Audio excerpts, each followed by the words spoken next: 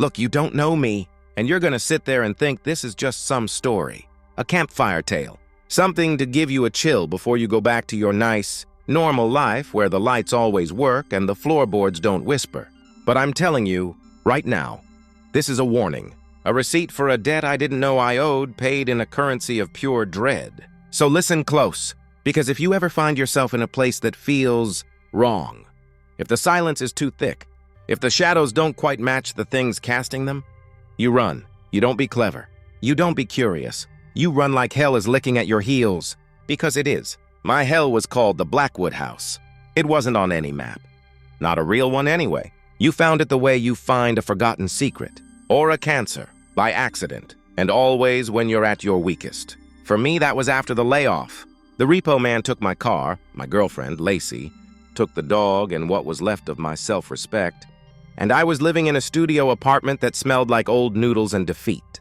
I was taking freelance editing jobs, the kind that paid in pennies and existential dread when I found the listing. It was on one of those old, cobwebby corners of the internet that looked like they were coded in 1997, the font was practically Gothic. Caretaker wanted, it read. Blackwood Estate. Remote location. Solitude guaranteed. Generous stipend. All utilities included. Long-term tenure preferred. Must be of sturdy constitution and undisturbed mind. The generous stipend was a number that made my heart do a little flip-flop. It was quit freelancing and finally breathe money. Get the dog back money. I fired off an email, a desperate, polished little lie about my love for quiet and my rock-solid mental fortitude. I got a reply within an hour. It was from a lawyer, a Mr. Albright. His prose was as dry and crisp as a dead leaf. The contract was attached. It was airtight, bizarrely so, with clauses about no overnight, guests, and maintaining the ambient audio. Landscape. I didn't care. I signed it with a shaking hand, scanned it, and sent it back. A week later, I was standing at the end of a washed-out gravel driveway, my beat-up duffel bag at my feet staring at my new home. Blackwood House didn't loom. It crouched.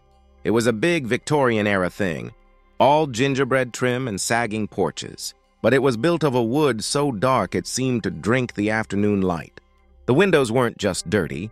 They were black, like pupils dilated in permanent shock. The forest around it pressed in close, the pine trees standing like a silent, judgmental army. The air was dead still. No bird song, no rustle of squirrels. Just a heavy waiting silence. Mr. Albright, a man so thin and gray he looked like he'd been pressed in a book, met me at the door. He didn't offer to shake my hand. He just thrust a heavy iron key into my palm. "The rules are in the contract," he said, his voice a reedy whisper. "The most important one is this. You do not, under any circumstances, acknowledge the whispers." I blinked. "The whispers?" He looked at me as if I were simple. "The house settles. It makes noises. You will hear things, voices. Do not answer them. Do not try to locate their source. Simply go about your business. It is part of the ambient audio. Landscape you agreed to maintain." He turned and walked back to his pristine town car without another word, leaving me alone on the porch. The car crunched away down the gravel, and the silence that rushed in to fill the void was absolute and heavy. It had weight. The first few days were fine, weird but fine. The house was furnished with heavy, old furniture draped in dusty white sheets like a gathering of ghosts. My job was simple: keep the place from falling into complete ruin.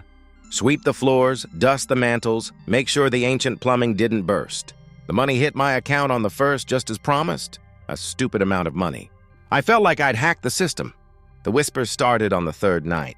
I was in the kitchen, trying to get the old gas stove to light when I heard it. Faint, like a radio playing in another room, tuned to a dead station. It was just a sibilant rush, no words I could make out. I froze, my hand on the stove knob. "The contract. Do not acknowledge the whispers." I shook my head, chalked it up to the wind in the eaves, even though there was no wind, and finally got the burner to catch. But they came back.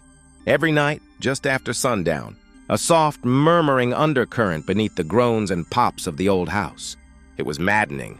It was like trying to ignore a word on the tip of your tongue. Sometimes it sounded like a woman crying. Other times, like children arguing in a distant room.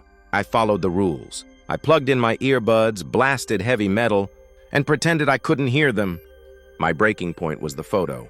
I was dusting the grand, cobweb-choked fireplace in the main hall when I found it. Tucked behind a tarnished silver candlestick, a small sepia-toned photograph in a simple wooden frame. It showed a family, a stern-looking man with a handlebar mustache, a woman with sad, hollow eyes, and two little girls in identical frilly white dresses. They were standing right on this porch, but it was the girls that held my gaze. They were pretty in a porcelain doll kind of way, but their smiles were too wide, too knowing, and their eyes, the photographer's flash had reflected in their pupils, giving them two tiny, perfect points of white light. It made them look like they had stars in their eyes, or like they were staring directly into a flashbulb from another century.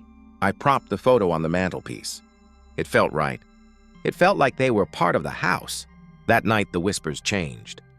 I was lying in bed in my small room on the first floor.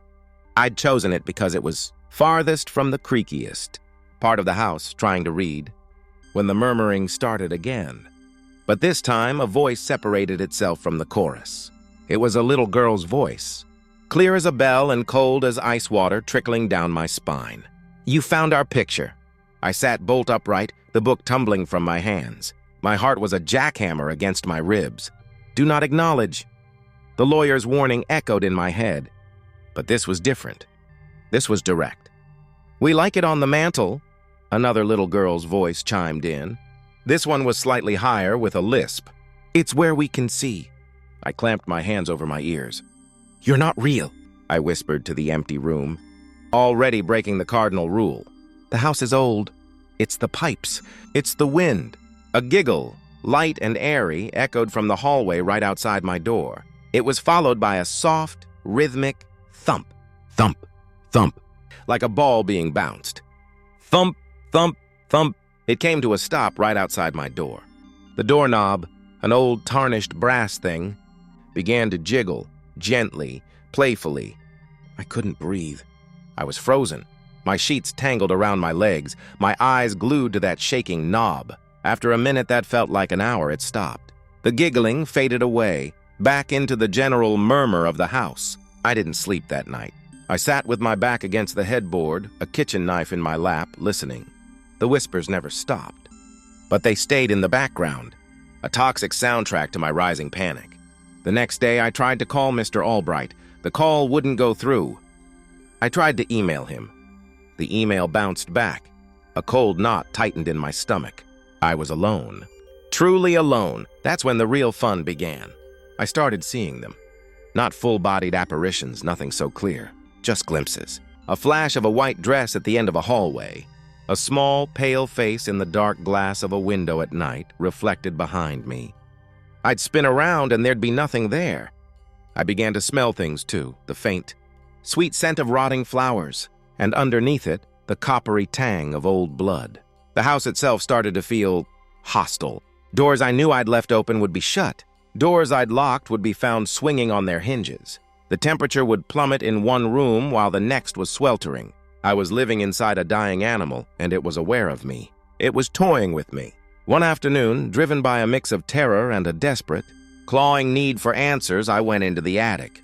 It was the one place I'd been avoiding. The pull-down ladder was stiff, and the air that poured down was thick with dust and the smell of decay. I climbed up into the gloom, my flashlight beam cutting a shaky path through the murk. The attic was a graveyard of forgotten lives, trunks filled with moth-eaten clothes, broken furniture, and in the corner, a small dust-sheeted shape that made my blood run cold. It was a little table, and on it sat two porcelain dolls. They were identical to the girls in the photograph.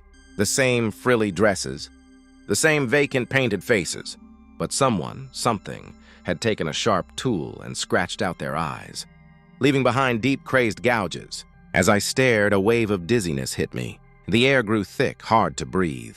And then the sound came. Not a whisper this time, but a scream. A man's scream, raw with terror and agony, so loud and real I stumbled back, dropping the flashlight. It clattered to the floor, the beam spinning wildly, casting lunatic shadows across the rafters. When I grabbed it and pointed it back at the dolls, they were gone. I scrambled out of that attic like a man possessed, slamming the ladder shut and leaning against it, my chest heaving. That was it. I was done. The money wasn't worth this. Nothing was worth this. I'd pack a bag, walk to the main road, and hitchhike to hell itself if it meant getting away from Blackwood House. I went to my room and started shoving clothes into my duffel bag. My hands were shaking so badly I could barely zip it. I slung the bag over my shoulder and turned to leave. The door was gone. Where my bedroom door had been was now a solid wall of rough, dark wood, exactly matching the rest of the wall. I ran my hands over it, panic seizing my throat. It was real. It was solid. I hammered on it, screaming for help, knowing no one would hear. From behind me, a little girl's voice, the one with the lisp, spoke right next to my ear. I could feel the cold breath on my skin. "You can't leave. You signed the contract. You're part of the house now." I whirled around. The room was empty, but the photo from the mantelpiece was now on my nightstand. I stared at it, my breath catching in my throat. The two little girls in the photo were no longer smiling. Their faces were twisted into scowls of pure malice, and they weren't looking at the camera anymore. They were looking directly at me. That's when the final layer of reality peeled away. The walls of the room began to bleed, a dark, viscous fluid oozing from between the boards. The whispers erupted into a cacophony of shrieks and wails, a chorus of the damned. The floorboards softened beneath my feet, becoming spongy like walking on flesh. I saw them then fully. The two girls, standing in the corner of the room. Their skin was waxy and pale. Their eyes were the scratched-out voids from the dolls in the attic. They held hands and they started to walk towards me. Not like children, but like old, practiced hunters. "Everyone tries to leave," the first one said. "But the house is hungry," the other lisped. "It needs new voices for the walls." I backed away until I hit the newly formed wall, trapped. The smell of rot and blood was overwhelming. The girls reached for me, their small, cold hands brushing against my arms. A paralyzing cold shot through me, a cold that burned. And then the house spoke. Not a whisper, not a voice, but a vibration that came from the very floor, the walls, the air itself. It was a single, guttural, ancient word that bypassed my ears and was planted directly into my brain. "Stay." The last thing I remember is a sensation of being pulled, not through the door, but into the wall, a feeling of suffocation, of my very substance being stretched and woven into the fabric of the house. My scream was absorbed by the hungry wood, becoming just another thread in its tapestry of terror. You're probably wondering how I'm telling you this. If I'm part of the house, how am I writing this down? I'm not. Not really. When the new caretaker arrives, and they always do, drawn by the money, by the desperation, by the promise of a fresh start, the house relaxes just a little. Its grip on the old voices slackens just for a moment, as it focuses its appetite on the new one. I'm in the walls. I'm in the whispers you hear when the sun goes down. I'm the shadow you see from the corner of your eye. We all are. The lawyer, Mr. Albright. He's not a lawyer. He's the landlord. The first tenant. He lures them here to feed this place, to sustain himself. We're all trapped here, a chorus of the consumed. So if you're reading this, if you found this journal or this phone or this desperate message scrawled on a piece of rotting wallpaper, then you're already here. You've probably already signed the contract. You've heard the whispers, haven't you? Maybe you're in the kitchen, trying to light the stove. Maybe you're lying in bed, trying to pretend it's just the wind. Listen closely. Can you hear them? The soft murmur, the crying, the arguing. And if you're very, very quiet, you might just hear my voice, a little stronger than the others, fighting through the static, trying to warn you, run. But it's too late. I can feel the house shifting its attention. It knows you're listening. It knows I'm talking to you. Look behind you. The doorknob is starting to jiggle.